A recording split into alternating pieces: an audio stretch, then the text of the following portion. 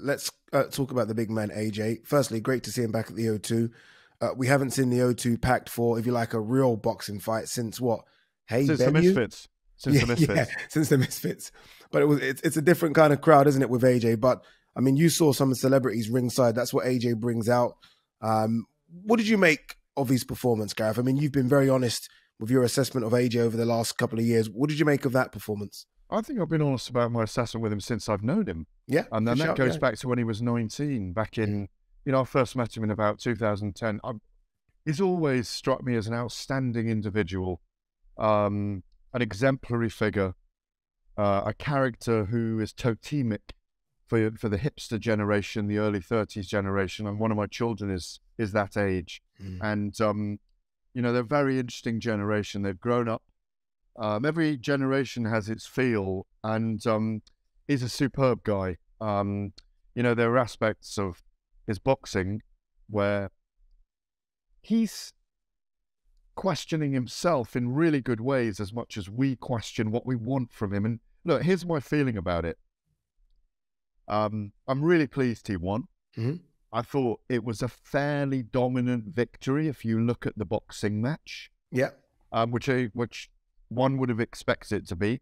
But I want to question, and I kind of think about it afterwards with a bit of dust settling, that he was with a new trainer for this fight, the third different trainer in a row for the last 3 fights. And first of all, like I was penning a column Sunday by about midday, asking about where was the power, the destructive force, the knockout statement from the 2-time former heavyweight champion. The power's there, we know that, but it's how he applies those punches, the strategy, the game plan, the big jab, and then obviously the 1-2, but where are the combinations? And he's definitely not, and I've said this a couple of times already, he's definitely not the guy who between 2015 and 2018 was a carefree wrecking ball who threw his hands and knocked out Dillian Whyte, or stopped Dillian Whyte, stopped Vladimir Klitschko, stopped Alexander Povetkin in that run of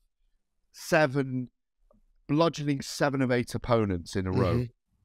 He's a different fighter now. Heavyweight boxing has always been about thrills and spills and about knockouts. The big men, more weight carries more power, underlining the laws of physics. And the thrill of heavyweight boxing has always been that excitement. And I've got to be honest, as part of the commentary team for talkSPORT on Saturday night, Eddie, I was up out of my seat when he was attacking a few times, particularly towards the end. And then the durable survivor that Franklin is, he countered, he landed, and AJ retreated back a couple of paces and back into his shell. We saw the very best of anthonyjoshua at times on Saturday night. We saw his vulnerabilities. We saw the old AJ at times. We saw the new AJ.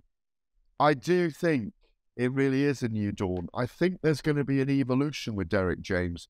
And my feeling is, regardless of what they say, and I've always said this to you, yeah, and I've been around it for a long time, don't believe what they tell you, believe what you know. And my feeling is, because of his appetite to stay in this sport, they're not going to rush him into the big fights right now.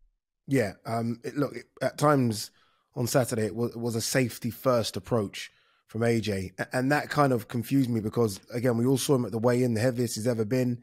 There's a lot of talk about Derek James being maybe bringing out a different type of aggression in AJ. So maybe they kind of tricked us. I expected an AJ to be almost pushing Franklin back to the ropes. There was times when they almost tied up and clinched up. And I was thinking, okay, this is when AJ is going to show him how big he is. I'm going to outman you, push you to the ropes and bash you up. And it never really came. And it was almost when Franklin made it into okay, let's just have it. Let's just fight. It was AJ that kind of said, okay, let's retreat a bit. Let's not get into this kind of fist fight. So that approach surprised me. And you said it there. This is the new AJ. And I wonder if this is just it. You know, we saw Klitschko morph into this after his couple of defeats against Lamont Brewster and Samuel Peter. And then Klitschko almost was like safety first. Let me just have a long career. And it was a very, very good career. And I wonder if that's now going to be the new AJ and whether or not fans are going to like to watch this new AJ. And that's key, isn't it? Because again, this is the guy that does stadiums and we just about did the arena on Saturday. So I think this is it. I think this is what this guy will be. Although I do want to see him with Derek James for 2 or 3 more fight camps and see, because I saw little improvements. Defensively, he looked quite good. But I just think this is the fighter now that we're going to have for the next 2 or 3 years. If he is in the game for that long, I don't expect much to change. Maybe a bit more aggression, but I do think it'll be a safety first approach now. Well, styles make fights, and he'll have a different strategy for every opponent. Where I will say I was very impressed, and the reason why we were all saying, and it's conventional boxing wisdom that we were going on here, weighing in at a career highest of 254 pounds, 18 stone 2 or something, I think it is. Yeah. It had indicated that they hadn't been concerned about going for a long fight. But having said that, I thought his stamina and his fitness were extraordinary, by the way. Yes. There was no gassing midway. Franklin was very clever in the first 4 or 5 rounds. That's where I worried mostly for AJ, because his counters and his timing were just not there. Franklin made himself a small target, which was difficult for him. He experimented with a left uppercut at times and the odd left hook.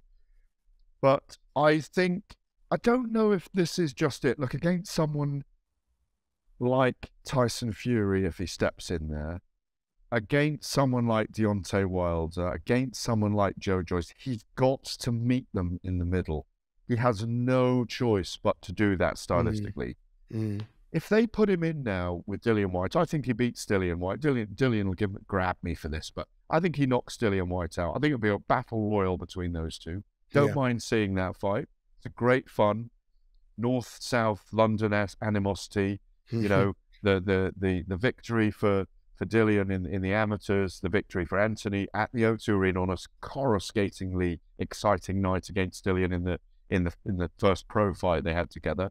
But it wouldn't surprise me, Eddie, apart from Dillian Whyte, especially as he's just signed a deal with DAZN, and they will have sighed with relief on Saturday night, as would have Eddie Hearn. Barry Hearn I spoke to, who was brilliant on it, and he was saying to me, let the market dictate. Don't rush. And he's right. He's been there a long time. And, you know, you don't have to do it all now. There's this great demand at the moment from every expert in every armchair. We want this fight now. We want that fight now. It wouldn't surprise me if they put him in with an Otto Wallin or a Tom Schwartz, taller heavyweights who are more upright. That would suit AJ for a couple of fights, you know? So he could impose the jab, and he could go with them. As to your point about, because the stamina and fitness were I was very, very impressed with. I was also unimpressed with the way he behaved afterwards. I've got to say that. Just didn't get that. I still don't get it. He didn't explain it either, in my view. No. What I like about him is his ego is still strong. His ego and his desire is still strong. And while that's still strong, he can still rebuild and move towards those big title fights. Tyson Fury is an endgame fight. It's the richest fight that he can have. It probably makes him 50 million. Now, for a man who, I'm guesstimating, I have not looked inside Anthony's bank account. I haven't hacked him, put it this way. We hear this is a man with £100 million in his business, in himself. Plus. He doesn't need to do it anymore. I don't know if this is... There's a tentativeness. There are probably psychological scars there. A big knockout and those big hands landing and knocking someone out could change his outlook and change his perspective. Saturday night didn't do that for him. He was clipped too many times on counters. And as you've said and I said, he's retreated back into his shell. I like the feel of Derek James. I think he should have let him off the leash a little bit earlier. He was clearly fighting to game plan. But he's good for British boxing. He's very good for the global scene. He's good for your job with DAZN. He's good for our jobs with talkSPORT. He is a fascinating character. That was one of the most intriguing nights, even though it was underwhelming to a lot of us, even though you interviewed him in the ring, I interviewed him in the ring as well afterwards, within 20 minutes of the fight. That's a great privilege we both have. We felt his energy. We're one of 3 or 4 people that got to do it straight off the fight. It is a deep privilege in the sport to do that, because I genuinely felt his disappointment. Yes, 100%. Genuinely felt it really deeply. And I went with the team back to the Intercontinental, the fight hotel afterwards, and we were all there having a little drink afterwards. It was a hard night's work, a hard night's labour, and we all felt a little bit flat, and I reckon he did as well. Position, I'm thinking, let your hands go. Klitschko against Fury, let your hands go. AJ's punch output has slowed down. It was there to see on Saturday. Is that a fear of what's coming back?